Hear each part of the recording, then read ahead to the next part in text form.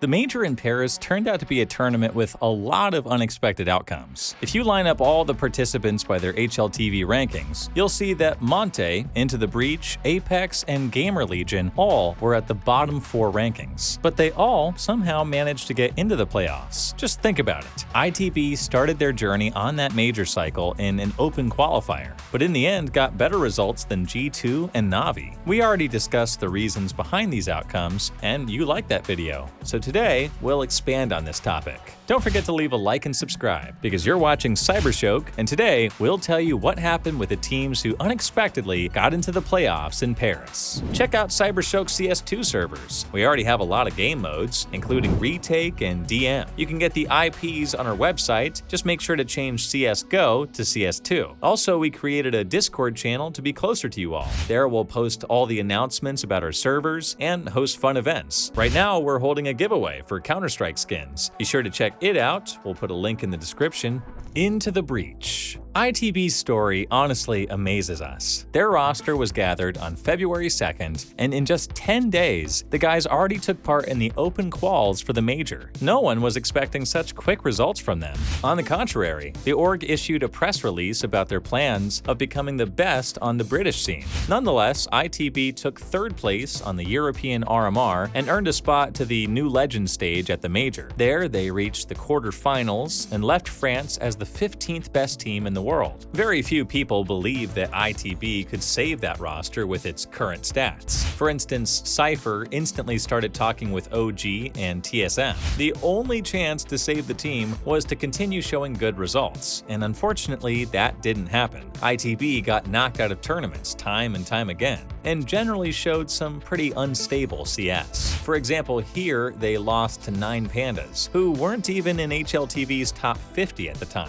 1.5 months after the Paris major, the org announced the departure of Volt and Cypher. ITB replaced them with Bemis, who was sincerely tired of not being in a decent team, and Neofrag, who got kicked in 3 weeks for some moral standards thing. Later, he revealed that he was cracking really bad jokes about his teammates, so he himself thinks that kick was well-deserved. The team was failing miserably in HLTV rankings, and the results became worse and worse every month. Changing their coach and signing Masuta, ITB fell all the way down to the Tier 3 level. By that time, they couldn't even win a game against a top 50 Czech team on a local LAN tournament. Stats-wise, Thomas was playing especially bad. His KD for the last 3 months was 0.81, and it was obvious that he just couldn't handle the IGL role. ITB's last hope was to find a new captain. This was Kickert, an experienced CIS player who wanted to try out international CS. Alexi signed his contract on September 6th. It's quite early to make conclusions on how good the current ITB roster is right now, but one thing is clear. Now there's hardly much left of the team that made it onto the major playoffs, and if they want to come back to the Tier 1 level, it's going to be a long and tough journey. Apeks. Norwegian org Apeks tried to find their place in CSGO for 10 years now, but failed time and time again. Their Scandinavian rosters were top 40 at maximum, but in 2022, the org decided that it was time to try something new, and so they gathered an international team. The guys quickly made it to the top 30 on HLTV, but failed to keep up very good results and dropped down below the top 100.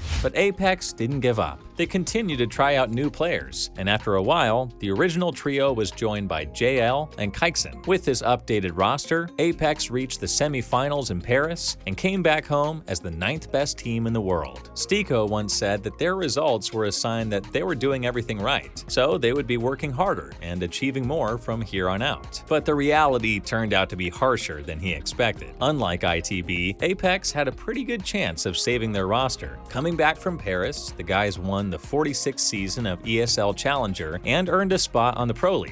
Also, they showed some good results on the ordinary tournaments too. For instance here, Apeks qualified for a LAN with a $200,000 prize pool. The only roster changes made were when Navi bought out GL for their international project, and it's hard to pin much blame on him really. I mean, after all, who could possibly refuse a chance to play with Simple under Blade's wing? The team quickly found a replacement for JL. It was Macedonian player Kakanito, who got got along with his new teammates pretty well. Not that long ago, the org fired Cuban from the coaching position and hired Myth R from their academy team. This decision was made with some degree of hesitation because Cuban had helped them reach the top 4 on the major, and it's unclear how this team will perform now with their new coach.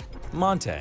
As we said in one of our previous videos, Monte is a good example of good old-fashioned hard work and dedication. Starting as an orgless mix without contracts or salary, they managed to get a foothold in the Tier 2 level by the spring of 2023. It was obvious that they deserved more than winning CCTs, and the Paris Major helped prove that. After the tournament, the community was talking about the Jordanian player Boros. He finished the tournament with a 1.15 HLTV rating, ranked the 12th best player of the whole event. Monte fans were seriously worried that some Tier 1 org would buy him out. But unfortunately, after the major, Monte's results got worse, and the guys failed 3 tournaments in a row. The reason for that was SDY's departure, who needed, quote, some rest to be the best in the next season. Falcons used this moment to do what Monte fans were afraid of. They bought out Boros's contract. At that moment, the community started to doubt Monte's future, but the team didn't give up hope yet and started training with their new Danish player, Bro. Today, Monte are in a rough patch for sure. Yeah, it's obvious that they became weaker with Boros's departure, but the guys did show some good CS at the ESL Pro League. As for now, they won against Heroic and MIBR. Will Monte ever be a Tier 1 team again? Well, only time will tell. GamerLegion. GamerLegion is probably the most controversial team on today's list. On the one hand, the guys stand at 7th place in HLTV's rankings, while on the other, their results are quite bad. This German org was always a home for some Tier 2 and Tier 3 players who couldn't fit into the more powerful rosters. And that's not a bad thing. After all, MAUs were called mini-phase for a long time. In the last year, GL made an active effort to keep their roster free of changes. In 2022, they made one last roster change and didn't make any further changes until the major. And fortunately, their hard work paid off. GL reached the grand final. Success! But they couldn't shake off their reputation for being a sort of transition team for Tier 2 players. After such a good result, top-tier orgs literally started hunting down GL players. EMA, who finished the major with a 1.34 rating, signed a contract with Navi, and Siyui moved to MAUs. So yeah, things went bad for GamerLegion, but the org didn't want to give up. They invited Nealon and Vault and signed an assistant coach to help them reach the Tier 1 level again. And in the end, what did they achieve? Well, basically nothing. After the major, GamerLegion played only 11 games and didn't show impressive results in any of them. Today, there's a huge question mark hovering over whether GL will ever come back to play at the Tier 1 level. So guys, what do you think? Which team from today's video will be the best by the end of the year? Let's talk about it in the comments. And don't forget to leave a like and subscribe because you are watching CYBERSHOKE. Bye for now.